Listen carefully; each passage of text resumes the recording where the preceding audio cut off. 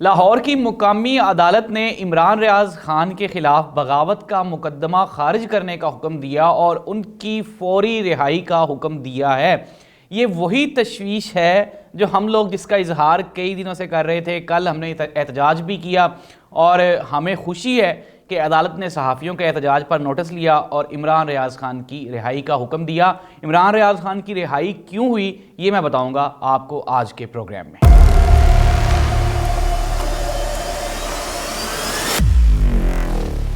औज़ुबिल्लाहिमिनश्शैतानिर्रजीम बिस्मिल्लाहिर्रहमानिर्रहीम अल्लाहुम्मा सल्लि अला मुहम्मदिन व आलि मुहम्मद। करोड़ों दुरूद व सलाम हज़रत मोहम्मद मुस्तफ़ा सल्लल्लाहु अलैहि वसल्लम पे और आप सल्लल्लाहु अलैहि वसल्लम की आल पे। नाज़रीन, आप देख रहे हैं ज़ाहिद अब्बास नकवी ऑफिशियल।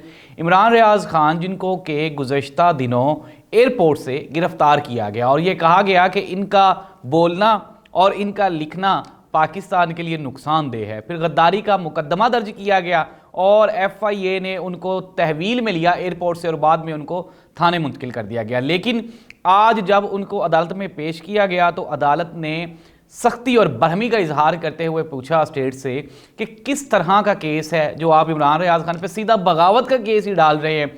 और बरहमी के इजहार के बाद अदालत ने इमरान रियाज खान के खिलाफ ना सिर्फ बगावत का मुकदमा खारिज करने का हुक्म दिया बल्कि साथ ही उनकी रिहाई का हुक्म भी दिया। नाज़रीन, जिस तरह मैंने आपको पिछले प्रोग्राम में भी बताया कि हम कल सारे सहाफ़ी वहाँ पे इकट्ठे थे। सहाफ़ियों में तशवीश पाई जाती है, सहाफ़ी कभी भी किसी भी पार्टी का मेंबर या रुकन नहीं होता। लेकिन नाज़रीन, वो लोग जो सहाफ़ियों पे एतराज़ करते हैं कि सहाफ़ी इमरान खान का साथ दे रहे हैं और हुकूमत की मुखालफत कर रहे हैं, तो उनको मैं थोड़ा सा काइंडली गाइड कर दूं कि सहाफ़ी हमेशा अपोजिशन का रोल प्ले करता है। सहाफ़ी कभी भी हुकूमत के साथ नहीं होता। अगर हम हुकूमत का साथ दें तो इट मीन्स दैट कि हम लोग जो है वो अपने फ़र्ज से कोताही बरत रहे हैं। हाँ, अलबत्ता अगर कोई अच्छा काम हो रहा हो जिसको हुकूमत कर रही हो और अगर हम उसको अप्रिशिएट ना करें तो फिर हम पे एतराज़ किया जा सकता है। अदरवाइज़ सहाफ़ी का रोल हमेशा अपोजिशन का ही होता है। हमने अपोजिशन का रोल प्ले करते हुए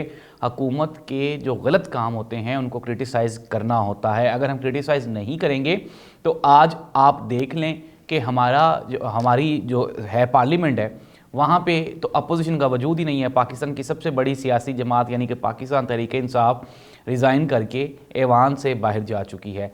अगर सहाफ़ी भी ऐसे मौके पर हुकूमत का साथ दें और आवाम पे होने वाले मुजालिम का इजहार ना करें अपनी ज़ुबान से, अपनी कलम से, अपने चैनल से, अपने अखबारात से, तो इस तरह से तो आवाम के हकूक़ सलब कर लिए जाएंगे। इस मुल्क में ये सहाफ़ियों की बदकिस्मती है कि यहाँ अयूब खान साहब के दौर से लेकर फिर मुशर्रफ के दौर तक और अब फिर दोबारा ये एक तरह का मार्शला ही लगा हुआ है जिसमें जब जिसका दिल करता है वो किसी भी सहाफ़ी को उठा लेता है। हमने देखा है एक लंबी लाइन इस तमाम जो इस कंप्लीट दौर में एक लंबी लाइन सहाफ़ियों की जिनको बारी बारी उठाया गया है। जो जिसको बारे में लगता है कि यार ये मेरे बारे में ख़तरनाक है या ये मेरे बारे में कोई इंकशाफ कर सकता है उसको उठा लिया जाता है। इवन के अरशद शरीफ साहब का मर्डर शहादत आज भी सहाफ़ी नहीं भूले। ये और बात है कि समटाइम्स हमें भी कंप्रोमाइज़ करना पड़ता है, चीज़ों को साथ लेके चलना पड़ता है। सबकी फैमिलीज़ होती हैं, बच्चे होते हैं, तो कहीं ना कुछ चीज़ों को रोक देना पड़ता है।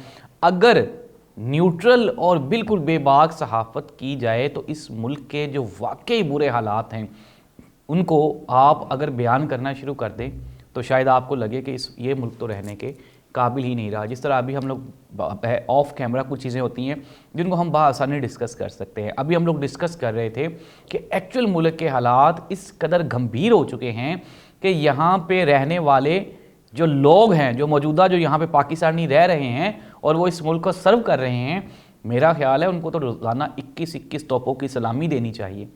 हमारे दुश्मन ममालिक ने हमारा ख्याल करना और हमारे ख़िलाफ़ कंपेन लॉन्च करना छोड़ दिए हैं।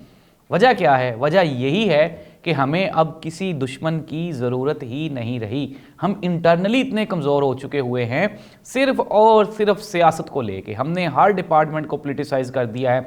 आप ये देख लें कि FIA क्या सरकारी मुहिम जोई के लिए बनाई गई थी या फिर इसलिए बनाई गई थी कि ऐसे तमाम सहाफ़ियों को उठा लिया जाए जो हुकूमत की बात ना माने? नहीं, कतई नहीं। जब हम डिपार्टमेंट्स को पोलिटिसाइज़ कर देंगे तो फिर क्या होगा? फिर वो डिपार्टमेंट काम तो नहीं करेगा।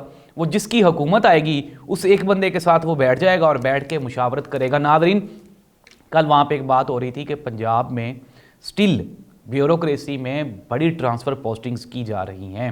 तो ये किसके कहने पर, किसकी एमा पे हो रही हैं? ये इलेक्शन कमीशन की एमा पे हो रही हैं।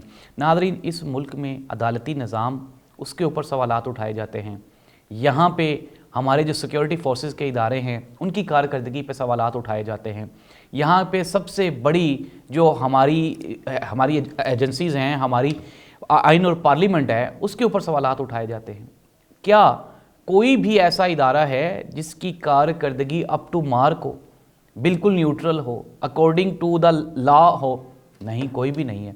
यहाँ पे आइन और कानून की खुला खिलाफ वर्जी की जाती है। इवन कि हमने ये भी देखा है कि अदालतें भी वही फैसले देती हैं जो कि ताकतवर के हक़ में होते हैं, कमज़ोर के ख़िलाफ़ फ़ैसले आते हैं। आज तक अरशद शरीफ के कातिलों का सुराग ही नहीं मिल सका, हालांकि पता भी है कि कत्ल करने वाले कौन हैं, करवाने वाले कौन हैं, लेकिन इसके बावजूद भी उनको सज़ा नहीं दी जाती। हाँ, अलबत्ता ये ज़रूर होता है कि ये बंदा ख़बर दे रहा है, इसको उठा लो, ये बताएगा कि ये अब आगे क्या होने वाला है।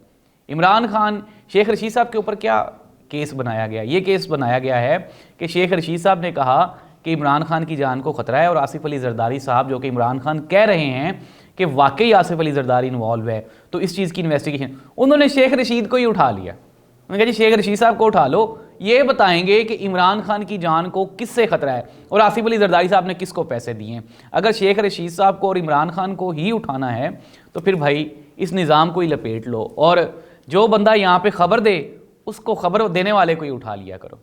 तो यही निज़ाम चल रहा है। लेकिन आखिरी खबरें आने तक इमरान रियाज़ खान की ज़मानत मंजूर हो गई है और अदालत ने उनकी फौरी रिहाई का हुक्म दिया है।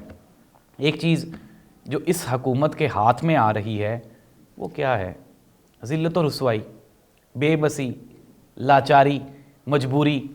आप इंतहाई मेहनत से और भरपूर अपनी वो तैयारी करने के बाद दो बंदों को पकड़वाते हैं, अदालत उनकी बेल ले लेती है। तो एट द एंड आपके हिस्से में क्या आ रहा है?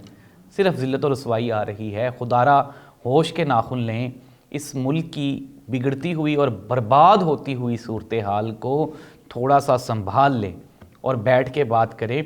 और बैठ के बात करने का मतलब ये नहीं है कि जी हम आपके बंदे भी उठाएंगे, हम आपके ऊपर FIRs भी काटेंगे और आप हमारे साथ बैठें, हमारी हुकूमत को, हमारी असम्बली को, हमारी ये जितना भी प्रोसेस है उसको आप सेकंड करें, उसको मानें और हमारी सारी बातें मानें, हम आपकी कोई बात नहीं मानेंगे। दूसरी तरफ से मुतालबा एक ही है और वो मुतालबा हर जी शऊर पाकिस्तानी का है कि आप एज़ सून एज़ पॉसिबल इस मुल्क में इलेक्शंस करवा दें। आज भी होने हैं और कल भी होने हैं, साल बाद भी होने हैं और 2 साल बाद भी होने हैं।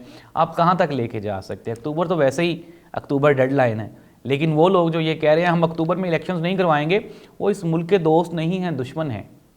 क्यों नहीं करवाएंगे भाई आप इलेक्शन? जब आईनी मुद्दत ही ख़त्म हो गई तो आप किस तरह से कह सकते हैं कि हम इलेक्शंस नहीं करवाएंगे? पहले आप इस असम्बली को जाली असम्बली कह रहे थे और अब उसी असम्बली में जब आपका वज़ीर आज़म, आपकी हुकूमत बन गई है, तो अब आप कहते हैं नहीं नहीं हम ठीक है। पाकिस्तान पीपल्स पार्टी की अवामी राय क्या है? इसका तो खुदारा आप अंदाज़ा लगाएं।